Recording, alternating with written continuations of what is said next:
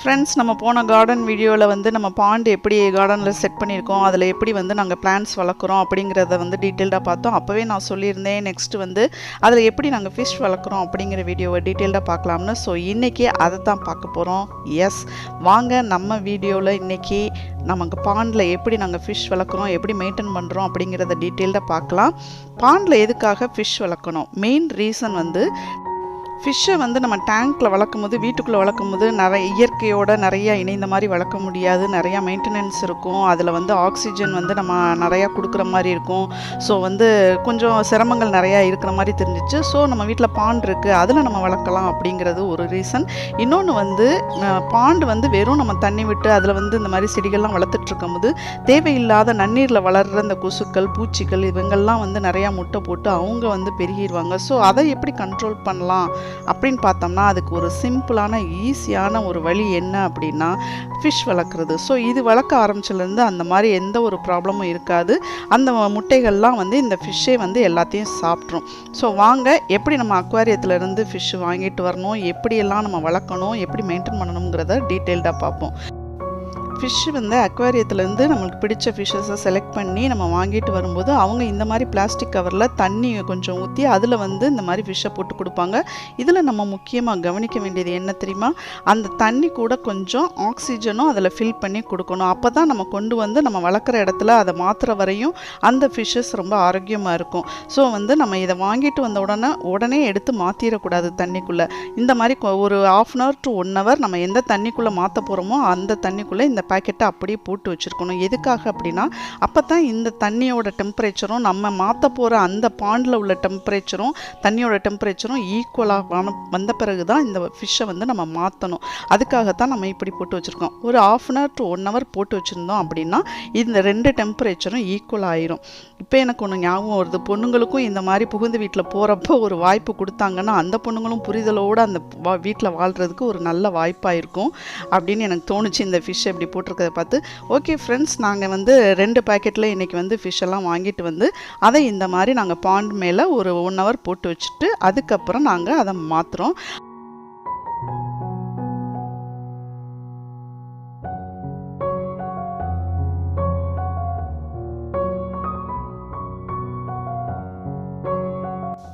நம்ம பாண்டில் மாற்றுறதுக்கு முன்னாடி டைரெக்டாக நம்ம பேக்கெட்டில் உள்ள ஃபிஷ்ஷை அப்படியே எடுத்தும் நம்ம மாற்றி விட்டுறக்கூடாது. எதுக்காக அப்படின்னா, அந்த தண்ணியில் வந்து ஏதாவது கழிவுகள் இருக்கும், தேவையில்லாத ஜெர்ம்ஸ் இருக்கும், டிசீஸ் பரவ வாய்ப்பு இருக்கும். அதனால நம்ம வந்து ஒரு பக்கெட்டில் நம்ம எந்த தண்ணியில் மாற்ற போகிறோமோ அந்த தண்ணியை வந்து எடுத்துக்கிட்டு அதில் வந்து இந்த பேக்கெட்டில் உள்ள ஃபிஷ்ஷஸை வந்து ஓப்பன் பண்ணி விட்டுட்டு அந்த ஃபிஷ்ஷை மட்டும் நம்ம கையில் எடுத்து இந்த பாண்டுக்கு நம்ம மாற்றணும். இப்போ நீங்கள் பார்த்தீங்கனாலே அந்த ப்ராசஸ் உங்களுக்கு தெரியும். வாளியில் வந்து நாங்கள் பாண்டு தண்ணியை கொஞ்சம் எடுத்திருக்கோம். அதில் வந்து இந்த பேக்கெட்டில் உள்ள அந்த தண்ணியோடு சேர்த்து அந்த ஃபிஷ்ஷை வந்து மாற்றிருக்கோம். இந்த ஃபிஷ்ஷஸை பார்க்கும்போது எனக்கு வந்து அவங்க மைண்ட் வாய்ஸ் கேட்குது, எப்போ எங்களை வந்து பெரிய பாண்டில் வந்து மாற்ற போகிறீங்க, நாங்கள் ஃப்ரீயாக ஸ்விம் பண்ணணும் அப்படின்னு அவங்க கேட்குற மாதிரி இருக்குது. வெயிட் இன்னும் ஒரு 10 minutesக்குள்ளே நம்ம எல்லாரையும் மாற்றிடலாம். இந்த மாதிரி கையை வச்சு அதில் வந்து உள்ள தண்ணி இல்லாமல் வெறும் ஃபிஷ்ஷை மட்டும் எடுத்து நம்மளோட பாண்டுக்குள்ளே அதை மாற்றணும். இப்போ ஒவ்வொரு ஃபிஷ்ஷாக எடுத்து மாற்றி விட்டுட்ருக்காங்க. நீங்கள் பார்க்கும் போதே அதில் உள்ள வெரைட்டிஸ் தெரியும். அந்த மீன்களோட பேர் எல்லாமே நான் சைடில் வந்து ஹெட்டிங்ஸாக கொடுக்குறேன், பார்த்துக்குறேங்க. ஸோ வந்து எல்லா ஃபிஷ்ஷுமே வந்து காஸ்ட்டு ரொம்பவே கம்மியானது. எல்லாமே பேர் வாங்கும் போது 50 ரூபாய்க்குள்ளே உள்ள ஃபிஷ்ஷஸ் தான் நம்ம வாங்கி விட்டுருக்கோம். இது பலூன் மாலி அப்படின்னு சொல்லுவோம். பிளாக் கலர், ஒயிட் கலர் 2 கலர்லேயுமே இது வந்து கிடைக்கும். டேங்க்கில் பார்க்கும்போது அது வயிறு வந்து நல்லா உப்பலாக அழகாக இருக்கும் அது ஸ்விம் பண்ணி போகும்போது. ஸோ வந்து இந்த வெரைட்டிஸ் இது வந்து பிளாட்டி வெரைட்டிஸு. இந்த ஃபிஷ்ஷும் வந்து ரொம்ப கலர் பார்க்கும்போதே உங்களுக்கு நல்ல கலர்ஃபுல்லாக அந்த பாண்டில் வந்து அது இருக்கும்போது அந்த க்ரீனிஷ் கூலில் இந்த மீன்களும் சேர்ந்து தெரியும் போது ரொம்ப அழகாக இருக்கும். இந்த வெரைட்டிஸ்லாம் பார்த்திங்கன்னா மீன் வந்து முட்டை போட்டு தான் அடுத்து வந்து குட்டி வரும். பட் இந்த மாலி, அதுக்கப்புறம் இந்த பிளாட்டி, இந்த வெரைட்டிஸ்லாம் வந்து பார்த்திங்கன்னா லைவ் பேரர் அப்படிங்கிற ஒரு வெரைட்டி. அதாவது முட்டை போடாமல் டைரெக்டாக மீன் குட்டிகளாகவே வந்து போட்டுருவாங்க. ஸோ வந்து ஈஸியாக அவங்க சர்வைவ் ஆகிறதுக்கு இது ஒரு நல்ல வாய்ப்பாக இருக்கும் அப்படின்னு நான் நினைக்கிறேன். ஃபிஷ் டேங்க் அப்படின்னாலே நம்ம எல்லாருக்கும் முக்கியமாக ஞாபகம் வர்றது வந்து கோல்டு ஃபிஷ், அந்த மாதிரி கலர்ஃபுல்லான பயங்கரமான பெரிய ஃபிஷ்கள்லாம் ஞாபகத்துக்கு வரும். நாங்களும் அதெல்லாம் முதலையெல்லாம் நாங்கள் வாங்கி விட்டுருந்தோம் ஃப்ரெண்ட்ஸ். அதில் என்ன ஒரு ட்ராபேக் அப்படின்னா, மீன் கொத்தி பறவை வந்து இந்த மாதிரி பாண்டில் நம்ம வெளியே விட்டு வரக்கும்போது மீன் கொத்தி பறவைகள் இந்த பாண்டில் மூவிங் இருக்கும்போது டக்குன்னு மீன் இருக்குது அப்படின்னு பிடிக்க வரும். ஸோ வந்து இந்த கோல்டு ஃபிஷ்லாம் பார்த்திங்கன்னா ஸ்லோ மூவிங் ஃபிஷ். ஸோ அதால் ஈஸியாக தப்பிக்க முடியல. பட் நம்ம இப்போ விட்டுருக்கிறதெல்லாம் ஃபாஸ்ட் மூவிங் ஃபிஷ்ஷு, ஈஸியாக தப்பிச்சுறாங்க. ஸோ அதனால தான் நாங்கள் குட்டி ஃபிஷ்ஷாக செலக்ட் பண்ணி வளர்க்குறோம். இந்த ஒயிட் கலரில் குட்டியாக நீந்திட்டுருக்க ஃபிஷ் வந்து நான் எங்கள் பாண்ட்லேயே ஏற்கனவே வாங்கி விட்ட ஃபிஷ்லேருந்து வந்த புது குட்டி மீன். இது வந்து ஜீப்ரா டேனியோ அப்படின்னு சொல்லுவாங்க. இதுக்கு வந்து ஒயிட் கலர்லேயும் இருக்கும், பிங்க் கலரில், எல்லோ கலர்லாம் இருக்கும். ஸோ இது நம்ம வீட்டிலையே போட்டு வளர்ந்த ஒரு குட்டி மீன்.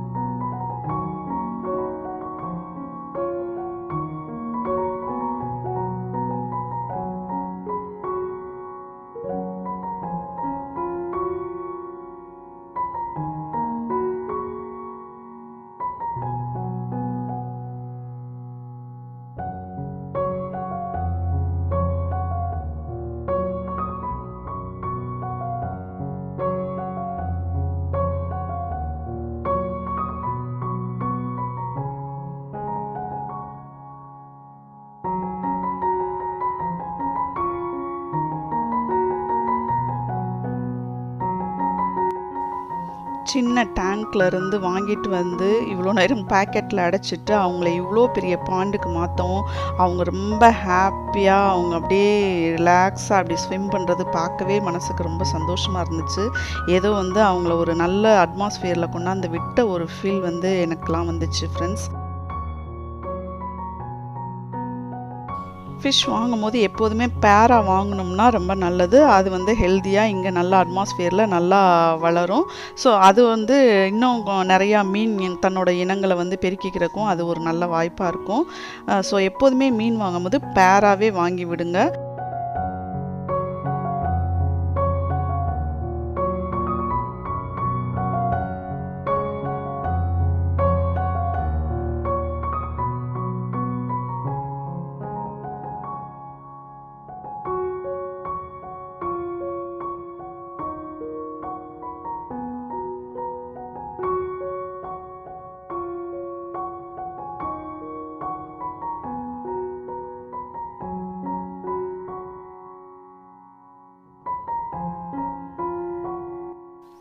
இந்த ஃபிஷ்ஷெலாம் பார்க்கும்போது பிங்க் கலரில், ஆரஞ்சு கலரில் எல்லாமே இருக்கும். ஃபஸ்ட்டு விடும்போது லைட் கலராக இருக்கிற மாதிரி நம்மளுக்கு தெரியுது. பட் இது வளர்ந்த உடனே பார்த்திங்கன்னா ரொம்ப நல்ல கலர்ஃபுல்லாக இருக்கிற ஃபிஷ் இது தான். இந்த வளர்ந்த உடனே பார்த்திங்கனாலே தெரியும், ஆரஞ்சு கலரில் தான் நிறைய தெரியும். அந்த பாண்டில் பார்க்கும்போது அழகாக இருக்கும். அடுத்து முக்கியமாக நம்ம பார்க்க வேண்டியது ஃபுட்டு போடுறது. இது தாங்க ரொம்ப முக்கியம். இது கப்பிக்கான ஸ்பெஷல் ஃபுட்டு. இது நாங்கள் அமேசானில் ஆர்டர் பண்ணி வாங்கியிருக்கோம். இது வந்து ஃப்ளேக்ஸ் மாதிரி தூள் மாதிரி இப்படி இருக்கும். அந்த கப்பியெல்லாம் வந்து ரொம்ப குட்டி ஃபிஷ்ஷாக இருக்கும்போது மேலே தான் நீந்திட்டுருக்கும். ஸோ போட்டோன்னே இது மேலே மிதக்கிறத வந்து அழகாக சாப்பிட்டுட்டு போயிடுவாங்க.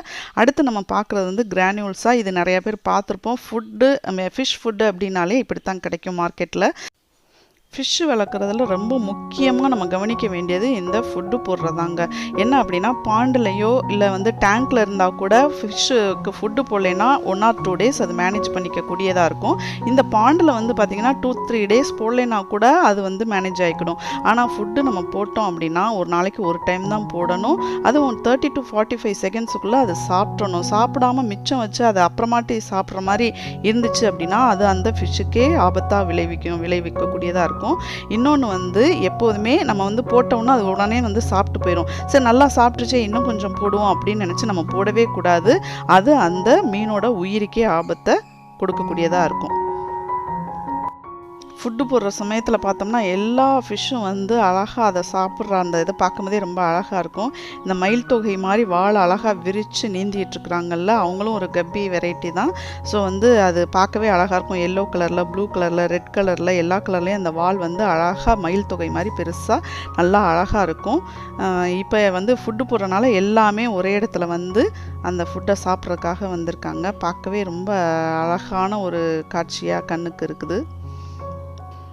மனசில் ஏதாவது ஸ்ட்ரெஸ் இருக்கும்போது இந்த மாதிரி ஃபிஷ் டேங்க் பக்கத்தில் வந்து உட்காந்து அவங்க நீந்துற அழகு, அவங்களுக்கு ஃபுட்டு போட்டால் அவங்க அதை வந்து கூட்டமாக வந்து சாப்பிட்ற அழகு, அவங்க குட்டி போட்டோன்னா அந்த குட்டிகள் வந்து வளர்கிற அழகு, இதெல்லாம் பார்க்கும்போதே மனசுக்கு ரொம்ப ரிலாக்ஸாக இருக்கும். மிக முக்கியமான மன அழுத்தத்தை போக்கக்கூடிய ஒரு அருமையான ஒரு மருந்துன்னு கூட இதை சொல்லலாம். ஸோ மைண்ட் ரொம்ப ரிலாக்ஸ் ஆகுது இதெல்லாம் பார்க்கும்போது.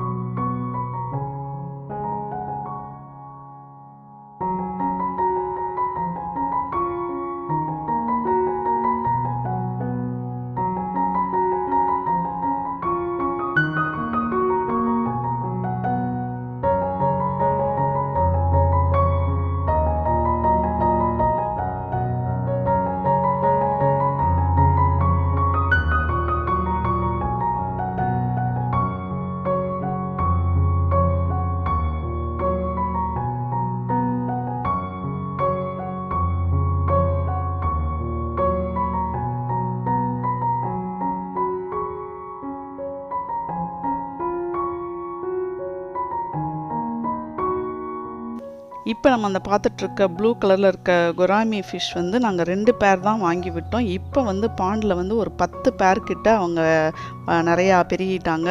ஸோ அது வந்து எல்லா சூழ்நிலையிலையும் தாங்கி வளரக்கூடிய ஒரு ஃபிஷ்ஷாக நான் பார்த்துருக்கோம். பாண்டில் வந்து ஃபிஷ் வளர்க்குறதுல ரொம்ப பெரிய மெயின்டெனன்ஸ் அந்த மாதிரிலாம் எதுவும் கிடையாதுங்க. ஒரு நாளைக்கு ஒரு டைம் ஃபுட்டு போடணும், தண்ணி கரெக்டாக இருக்கான்னு பார்த்துக்கணும், பிளான்ட்ஸ் வந்து ஆக்சிஜன் லெவல் கொடுக்கறதுக்காக அளவுள்ள பிளான்ட்ஸ் வந்து நம்ம விட்டுருக்கோமா அப்படின்னு பார்த்துருக்கணும். அவ்வளோதான், வேறு எதுவுமே இதில் வந்து கஷ்டமும் இல்லை. மெயின்டைன் பண்ணுறதும் ரொம்ப ஈஸி தான்.